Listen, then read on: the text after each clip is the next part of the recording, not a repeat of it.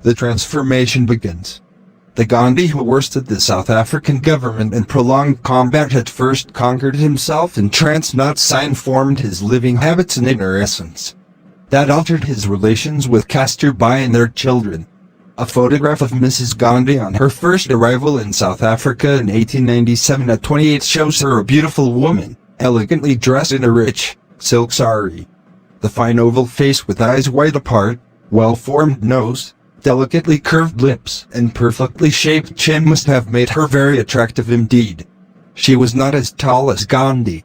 He was photographed on the same occasion in a European suit, stiff white collar and stiff white shirt, a gay, striped necktie and a round button in his lapel buttonhole. On his head is a thin skull cap. In a second exposure he is without headdress. His full lips began to reflect the willpower tempered by powerful emotional self-control which they later expressed so eloquently. But on the whole he looks the average Indian, Europeanized by constant imitation of the white world. Harilal and Manilal, their two sons who came with them to South Africa, were dressed in knee-length coats and long, western trousers. They wore shoes and stockings. They had not worn them in India. Neither had Kasturbai. All three disliked them and complained to the head of the family that their feet felt cramped and the stockings stank. But Gandhi used his authority to compel obedience. He also inflicted the Western torture of knives and forks at meals. Finger eating had been so much more comfortable and tasty. Gandhi earned £5,000 to £6,000 a year from his legal work, a very big income in those days in South Africa. At one time, in Durban, he rented an English villa at the beach a few doors from the Attorney General's home, and always his life resembled that of the professional man who had made good. Before going to study law in London, Gandhi had yearned to be a doctor, and in effect he always was. He offered free medical advice to most of his legal clients. One of them, Lucrative, was asthmatic. Gandhi induced him to fast and give up smoking. Later, Gandhi put him on a diet of rice, milk and marmalade for a month. At the end of the month, Gandhi boasted years later, he was free from asthma. An Indian businessman's son became ill suddenly. The doctor advised an operation. Gandhi was summoned. To calm the father, Gandhi agreed to be present at the operation. The child died under the knife. Gandhi never shook off the impression. Gandhi was also Kasturbai's midwife. He had studied a popular work on childbirth, which constituted a full course in obstetrics and infant care, and, when labor came too swiftly for professional help to be fetched, Gandhi himself delivered his fourth son, Devadas, May 22, 1900. I was not nervous, he said. For 2 months after the birth of Devadas, and also for a while after the birth of Ramdas, his third son, in South Africa in 1897, Gandhi employed a nurse. She helped Kasturbai in the household. But caring for infants I did myself, Gandhi writes. Gandhi was constantly interfering in household matters. That incensed Kasturbai. He considered himself her teacher, which annoyed her. He imposed new, rigid rules of behavior. The blind, infatuated love he gave Kasturbai was a diminishing recompense for these tribulations. But a Hindu wife, Gandhi declared, regards implicit obedience to her husband as the highest religion. A Hindu husband regards himself as the lord and master of his wife who must ever dance attendance upon him. Gandhi, in this period, was a very Hindu husband. He thought himself a cruelly kind spouse. At times, Kasturbai would have failed to notice the kindness. Frequently, Gandhi's friends and his law clerks and assistants, whom he treated like sons, stayed with him. Among these non-paying boarders was Sheikh Mehtab, his athletic, meat-eating boyhood friend. Gandhi had brought him along on his second trip from India. Mehtab had hardly settled in the Gandhi household when he began secretly to introduce prostitutes into his room. Gandhi was informed, but he refused to believe it until on one occasion he caught Mehtab in the act. Mehtab had to leave the house. Later married and reformed and wrote mediocre inspirational verse for the Gandhian passive resistors. His wife went to prison as a passive resistor. There was no running water in the Gandhi home. Each room had a chamber pot. Gandhi would not employ an untouchable sweeper, who in India does all unclean tasks. He and Kasturbai carried out the pots. She had no choice. He insisted. But one clerk had been an untouchable himself and had become a Christian in order to escape the ugly disabilities which Hindus inflict on their outcasts. To the orthodox Kasturbai, however, he remained an untouchable and she balked at cleaning his pot. In fact, she hated the whole business and did not see why she, or her husband for that matter, should perform such tasks. Gandhi compelled her to obey. He considered it part of her education. But she cried and her eyes were red with anger and tears. He protested. Not only must she do this work, but she had to do it cheerfully, and when he saw her weep, he shouted, "I will not have this nonsense in my house. Keep your house to yourself and let me go," she screamed. Gandhi grabbed her by the hand, dragged her to the gate, opened it and was about to push her out. "Have you no shame?" she exclaimed through copious tears. "Where am I to go? I have no parents or relatives here.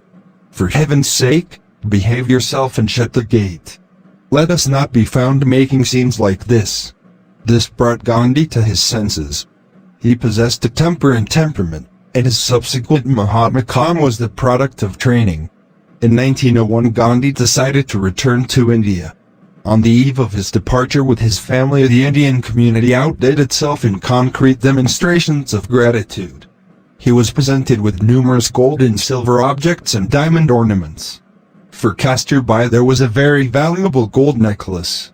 Gandhi had received gifts when he left for India in 1896. They were not like these. They were small, personal tokens of appreciation which he had accepted easily in that spirit. Since then, moreover, his view of personal possessions had been gradually changing. He was beginning to see danger in wealth and property.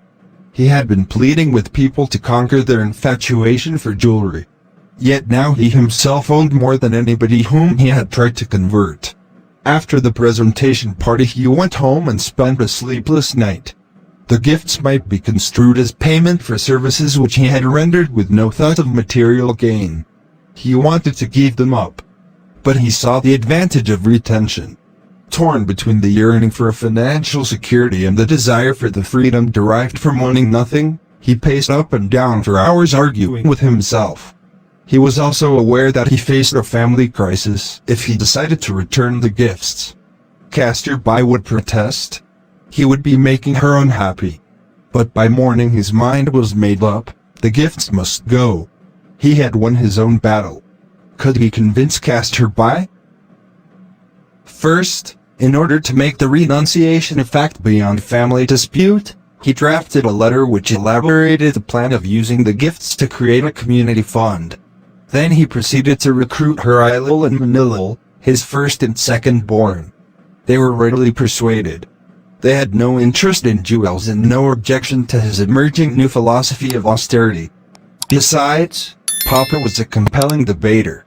"Let's return them," they agreed. "Then you will plead with your mother, won't you?" Gandhi hinted. "Certainly," the young boys said with alacrity. "Just leave it to us. She does not need ornaments. She would want them for us, and if we don't want them, why should she not part with them?"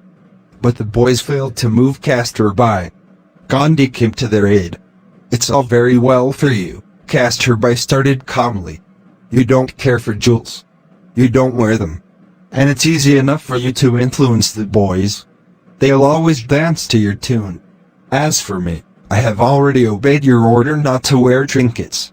After all the talking you've done about other people not wearing jewels, it would not do for me to wear them." "But what about my daughters-in-law?" she said with bitterness and growing determination. "They will be sure to want them."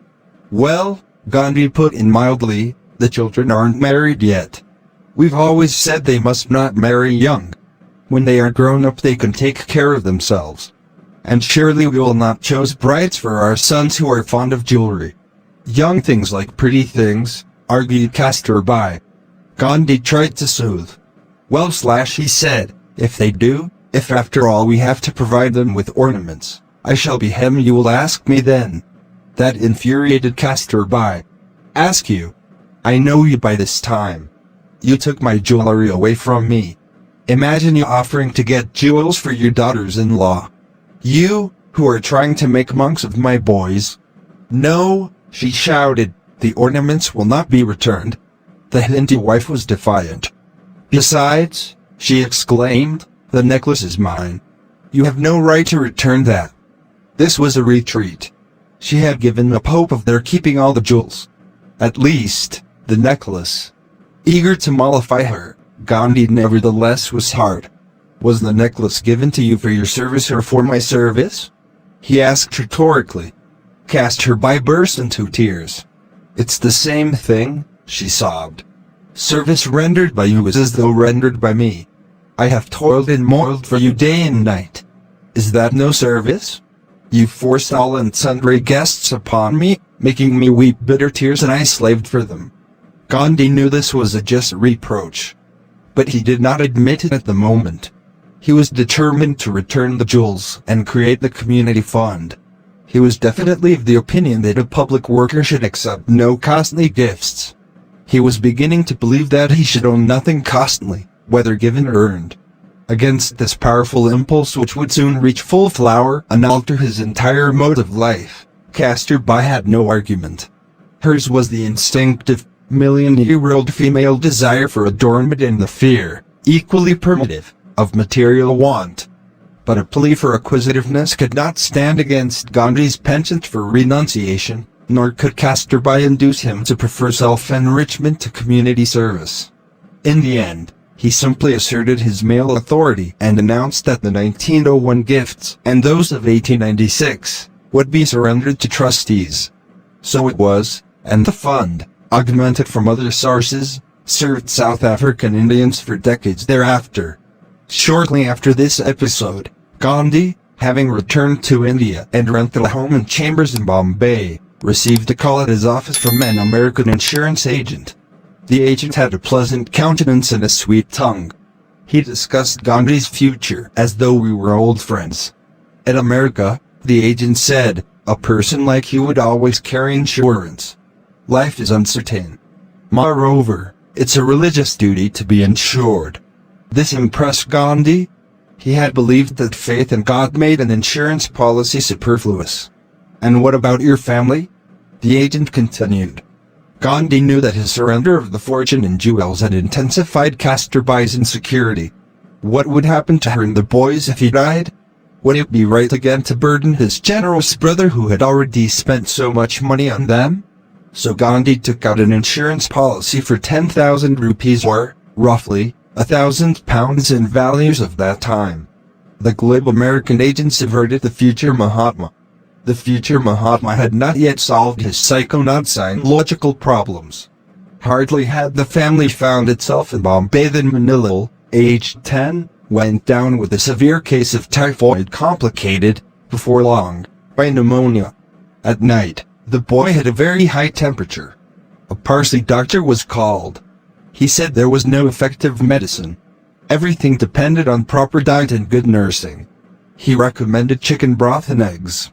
But we are absolute vegetarians, Gandhi told the doctor. Your son's life is in danger, the doctor cautioned. We could give him milk diluted with water, but that will not provide enough nourishment. The Parsi physician said many of his Hindu patients were vegetarians, but in serious illnesses they obeyed his instructions. Gandhi replied, even for life itself we may not do certain things. Rightly or wrongly, it is part of my religious conviction that man may not eat eggs and meat. It is in crises such as this that a person's faith is truly tested. To be a vegetarian in normal circumstances and take meat when the body is under stress would mock vegetarianism. Gandhi accordingly told the doctor he would persist. I propose, in addition, Gandhi declared, to try some hydropathic remedies which I happen to know. He had been reading pamphlets on water cure by a Dr. Kung of Leipzig. Gandhi informed Manila about this conversation. The boy was too weak to do more than assent. The father now assumed complete charge of the patient. He gave Manilal several 3-minute hot hip baths a day and starved him on diluted orange juice for 3 days. But the temperature remained at 104. Manilal was delirious. Gandhi worried. He worried about what people would say, what his elder brother Lakshmidas, now the head of the family, would say. And Kasturbai was anxious and angry. Should he try another physician, or perhaps consult an expert in ancient Indian Ayurvedic medicine? On the other hand, he said to himself, the thread of life is in God's hand, and God must be pleased by my adherence to vegetarianism and natural cures. The boy's condition became extremely critical. Gandhi decided to give him a wet pack. He dipped a bedsheet in water, wrung it out, wrapped it around Manilal's body, covered him with 2 blankets, and put a wet towel to the head. Manilal's body was hot and dry. Gandhi was frantic. The boy was not perspiring. Kasturbai fretted. Gandhi put her in charge, telling her strictly not to alter anything. He himself felt he had to leave the house to lessen the tension within him. He walked the streets and prayed, calling, God, God, God, God, please, God. Excited, exhausted, he returned home. It is you, Bapu, Manilal said to his father. Yes, darling, Gandhi replied. I am burning, take me out. Just a few more minutes, son. You are perspiring. You will soon be well. No, Bapu, I cannot stand it any longer. I am burning up. Another minute. It will relieve you. Gandhi opened the sheet and wiped the body dry. Then they both fell asleep in the same bed. Next morning the fever was down. Gradually, it disappeared. Gandhi kept the boy on diluted milk and fruit juices for 40 days until he was completely recovered. Was it hydropathy? Or diet? It happens that Gandhi did the right thing from the medical point of view. Orange juice and milk were at least as good as, perhaps better than, eggs and chicken. But Gandhi ascribed Manilal's delivery to God's grace. God saved my honor, he said. Gandhi had settled down in Bombay, but in 1902 he was again recalled to South Africa. He now realized that he would be there for a long time and sent for his wife and 3 boys. Harilal, the eldest, remained in India. Gandhi resumed his lucrative law practice in Johannesburg. Gandhi insisted that his clients tell him the whole truth. He dropped many cases when he discovered that he had been deceived. The lawyer's duty, he held, was not to prove the guilty innocent, but to help the court to arrive at the truth. If a person, wishing to retain him, made a confession of wrongdoing, Gandhi would say, "Why don't you plead guilty and take the penalty?" He thought there was too much litigation for community health and individual morality. A true lawyer, he declared, is one who places truth and service in the first place and the emoluments of the profession in the next place only. But the true lawyer, he found, was a rarity. Lawyers often lied, money talked, and witnesses consciously perjured themselves. Lesson to him now was non-possession. Straightway he allowed his Bombay American insurance policy to lapse. God would take care of the family. But were not wife and children possessions? The discussions at the Seekers led him to introspection. He concluded that his emotions were undisciplined and that he lacked equability. To be equable he would have to treat family, friend and foe alike. This was Gita detachment. One evening Gandhi went to an at-home of the proprietress of his favorite vegetarian restaurant. There he met a young man named Henry S. L. Pollock, born at Dover in 1882, who had become a vegetarian after reading Count Leo Tolstoy. Pollock also knew Adolf Just's Return to Nature, a treatise on nature cures which Gandhi cherished. They talked, found much in common and became friends. Pollock was assistant editor of the Transvaal Critic. He had a wonderful faculty, Gandhi said, of translating into practice anything that appealed to his intellect. Some of the changes he had made in his life were as prompt as they were radical. This description of what Gandhi liked in Pollock is a description of Gandhi. Some months earlier, in 1903, Gandhi had helped to start a weekly magazine called Indian Opinion. The paper was in difficulties. and to cope with them at first hand, Gandhi took a trip to Durban, where the magazine was published. Pollock saw him off at the station and gave him a book to read for the long journey. It was John Ruskin's And to This Last. Ruskin's influence during his lifetime was very great, as art critic, essayist and writer on ethics, sociology and economics. His monumental Fors Clavigera, in 8 volumes published between 1871 and 1874, preached the dignity of manual labor, urged the simple life, and stressed the debilitating complexities of the modern economic system. Ruskin was sometimes contemptuous of the society in which he lived. How much, he demanded in Sesame and Lilies, do you think we spend on libraries, public and private, as compared with what we spend on our horses?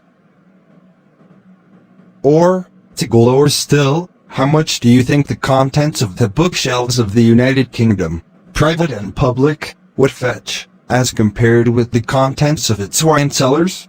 The same iconoclastic spirit permeates into this last 4 essays on the first principles of political economy, first published serially in the London Cornhill magazine and in Harper's, New York, in I-860 and later in book form. Of this work, 40 years later, Gandhi said that it was written with blood and tears. Riches, Ruskin declared, are a power like that of electricity, acting through inequalities or negations of itself. The force of the guinea you have in your pocket depends wholly on the default of a guinea in your neighbor's pocket. If he did not want it, it would be of no use to you.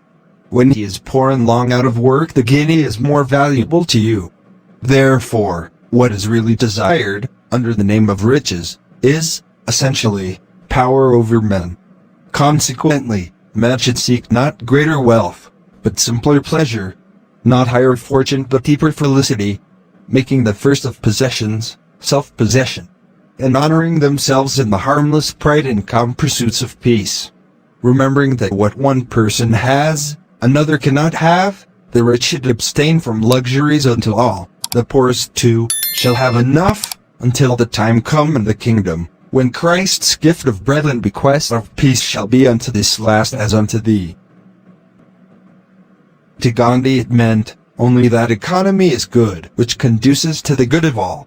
This Gandhi had known. The second lesson, which he had dimly realized, was that a lawyer's work has the FMG same value as the barber's, inasmuch as all have the same right of earning their livelihood for their work. Gandhi derived this interpretation from one sentence in Ruskin's book, a laborer serves his country with his spade, just as a man in the middle rank of life serves it with the sword, the pen, or the lancet. But Ruskin did not say, as Gandhi did, that the work of all has the same value. On the contrary, Ruskin stressed, more than anything else, the impossibility of equality between men. He merely contended that the underprivileged must find protection in the morality of the fortunate. Ruskin hoped to alleviate the hardships of inequality by an appeal to the conscience of the devout. The third lesson of Unto This Last, that the life of labor, that is, the life of the tiller of the soil and the handicraftsman, is the life worth living, was completely new to Gandhi. But these are Gandhi's words. The teaching, though not alien to Ruskin, is scarcely to be found in the 4 essays. Ruskin merely suggested, in a footnote, that the rich would be healthier with lighter dinner and more work, while the poor could do with more dinner and lighter work. Gandhi, who had never read Ruskin, started reading Into This Last the moment the train left Johannesburg and read all night. That book, he said in October 1946, marked the turning point in my life.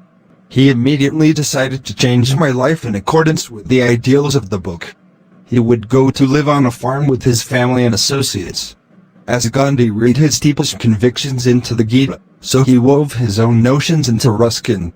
Those books appealed to him most, which were closest to his concept of life, and, where they deviated, he brought them closer by interpreting them. It was a habit with him, Gandhi once wrote, to forget what I did not like and to carry out in practice whatever I liked. Ruskin, Gandhi observed in 1932, was content to revolutionize his mind, but lacked the strength to change his life. Gandhi suffered from no such deficiency. Bent on establishing a Walden on the veldt, he acted quickly. He bought a farm near Phoenix, a town 14 miles from Durban. Situated on a hill, it consisted of 100 acres with a well, some orange, mulberry and mango trees, and one dilapidated cottage. It cost £1,000. Several rich Indians helped with money. One Indian friend contributed quantities of corrugated iron for houses. Gandhi would have preferred mud huts with thatched roofs, but his colleagues vetoed that. Without delay, the presses and offices of Indian opinion were transferred to the farm. Albert West, the British editor of the magazine, whom Gandhi had met in a vegetarian restaurant, gave instant agreement to this startling project. They fixed a monthly allowance of £3 for editor, errand boy and compositor. That was in 1904. The magazine is still published in the same place by Manilal Gandhi. For a while, Gandhi's law practice required his presence in Johannesburg. He could not yet liberate himself for the new life at Phoenix. He wrote much of the matter that went into Indian opinion and personally covered most of its deficits, which amounted to many pounds a month. He did a great deal of legal work for Indians who entrusted him not only with their litigations, but also with their savings. The Indian indentured laborers knew Gandhi as their champion with the authorities and in the courts. He also doctored them. Those who became free and accumulated wealth often gave him their money to keep. They had no knowledge of banking and little faith in the whites. A proprietor was seeking funds to expand a vegetarian dining room. Gandhi had a large sum belonging to Badri, a former serf. "Badri," said Gandhi, "may I use your money to help this restaurant? It requires £1,000. "Brother," Badri replied, "give away the money if you like. I know nothing in these matters. I know only you." Gandhi lent the proprietor the money. In 3 months the restaurant failed. Gandhi paid back the money out of his own pocket. Henry Pollock was assisting with the magazine, but Gandhi needed him in his law business too, and so Pollock, who had settled on a Phoenix farm, came to live in Gandhi's Johannesburg home, which always resembled an Indian joint family except that in the Gandhi household not only blood relatives but friends, co-workers, employees and political associates resided under one roof. Gandhi paid the expenses. Pollock wanted to get married. He had postponed it for financial reasons. But having made him a member of the joint Gandhi family, Gandhi urged him to marry. "You are now mine," Gandhi said. "Your concern about yourself and your children is my concern. It is I who am marrying you and I do not see any objection to your marrying immediately." Pollock brought his bride from England. She was a Christian, Pollock a Jew, but their real religion, Gandhi said, was the religion of ethics. Ever shaping others' lives, Gandhi also persuaded Albert West to marry. West went to Scotland and returned with a wife, a mother-in-law and a sister. They were embraced in the joint family. At this stage of his life, Gandhi was interested in marrying off all his bachelor friends. The expanding Johannesburg household adopted the practice of maximum manual self-service. Instead of buying bread, unleavened wholemeal biscuits were baked at home after a recipe of the remote but omnipresent Dr. Kuhn of Leipzig, author of The New Science of Healing. For health and economy reasons, the flour was ground in a hand mill with a huge iron wheel. Gandhi, the children and the Pollocks took turns at this arduous labor. "Good exercise for the boys," said their exacting father. The boys also did the chamber pot chores. During 1904 and 1905, Gandhi, Casterby and their sons lived now in Johannesburg, now at Phoenix Farm. In both places, the problem of restraint and self-control preoccupied him. He began to fast, like his mother, whenever an occasion presented itself. On the other days, he ate 2 meager meals of fruits and nuts. But after a fast he enjoyed his food more and wanted to eat more. Fasts therefore could lead to indulgence. Gandhi's goal was the disembodiment and desirelessness, which, in Hindu thought, conduces to union with God. Mere abstention does not meet the Gita ideal. Craving too must be absent. If reduced food consumption stimulated the appetite, the restraint was negative. His task, therefore, was to conquer the palate. As a minimum, He dispensed with spices and seasoning. Now began his lifelong search for a diet which, while sustaining animal man, lifted the mind above the animal. If he did not curb his passion for food, how could he curb stronger passions, anger, vanity and sex? We live, Gandhi argued, not in order to provide food, clothing and shelter for the body. We provide food, clothing and shelter for the body in order to live. Material things are only the means to a spiritual end. When they become the end, the sole end, as they usually are, life loses content and discontent afflicts mankind. The soul, alas, needs a temporary abode, but a clean mud hut will do as well as a palace, much better in fact. The body must be kept alive, not pampered. To achieve release for the spirit, the body must be subjected to the discipline of the mind. The denial of ordinary pleasures is masochism, a Westerner might say. Yet the Christian ethic is ascetic, and sainthood in all religions is related to self-denial. The year 1906 marked a crisis in Gandhi's struggle with his passions. He had given up the house in Johannesburg, sent the family to Phoenix Farm, and volunteered for medical work in the Zulu War. The suppression of the tribesmen, with its insensate cruelty of man to man, depressed him. The long treks to the hamlets of the suffering Negroes afforded ample opportunity for self-analysis. He must be more to make a better world. Also, he had a premonition of further discriminatory measures against Indians in South Africa. He must dedicate himself completely to public service. To Gandhi, selfless service did not mean the sacrifice of part of one's assets. It required the investment of all of one's being.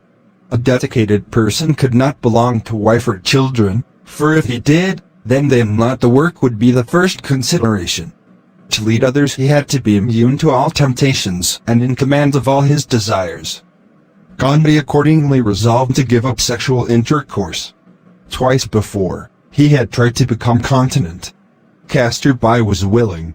They began to sleep in separate beds, and he never retired until he was physically exhausted. Both times he succumbed to temptation. This time, however, he took a vow. On his return from the Zulu uprising, Gandhi went to the farm and told Kasturbai of his pledge to forswear sex. She made no protest. She was never the temptress, Gandhi asserted. He determined the character of their intimate relations. Gandhi remained celibate from 1906, when he was 37, until his death in 1948. The Indian word for continence is brahmacharya, and a celibate man or woman is called a brahmachari. Brahmacharya. Fully and properly understood, Gandhi wrote in 1924, means search after Brahma *, or God. Brahmacharya, he added, signifies control of all the senses at all times and at all places in thought, word and deed. It thus includes yet transcends sexual restraint. It embraces restraint in diet, emotions and speech. It rules out hate, anger, violence and untruth. It creates equability. It is desirelessness. Perfect Brahmacharis, Gandhi wrote, are perfectly sinless. They are therefore near to God. They are like God. To that he aspired. It was the ultimate in self-transformation. It is difficult to plumb Gandhi's motives. It was difficult even for him to know them. Gandhi believed his celibacy was a response to the calls of public duty. On the other hand, my main object was to escape having more children. But why avoid additional children? Phoenix Farm was one big joint family into which Gandhi invited many adults and children. Their care was a common responsibility and expense. More of his own would not have increased the burden. Kasturbai was anemic. She was once near death from internal hemorrhage. A gynecological operation, performed without chloroform, because she was too emaciated, brought relief but no cure. Brahmacharya is encountered frequently in Indian lore and life. But it is unusual for a married man to take the vow at the early age at which Gandhi adopted it. Kasturbai's health and Hinduism are part of the explanation. The sight of women, he admitted in the Harijan magazine of June 15, 1947, had ceased to arouse any sexual urge in me in South Africa. That was a third factor. Perhaps, too, he he harked back to his behavior while his father was dying. In retrospect, Gandhi naturally did not attribute the chastity vow to his own physiology or to caste turbines, nor to his psychology. On the contrary, he identified effect with motive, and the effect was spiritual. The chaste life apparently reinforced his passion and determination to sacrifice for the common weal. Less carnal, he became less self-centered. He seemed suddenly lifted above the material. A new inner drive possessed him. Storms continued to rage within, but now he could harness them for the generation of more power. A new Gandhi faced the South African government.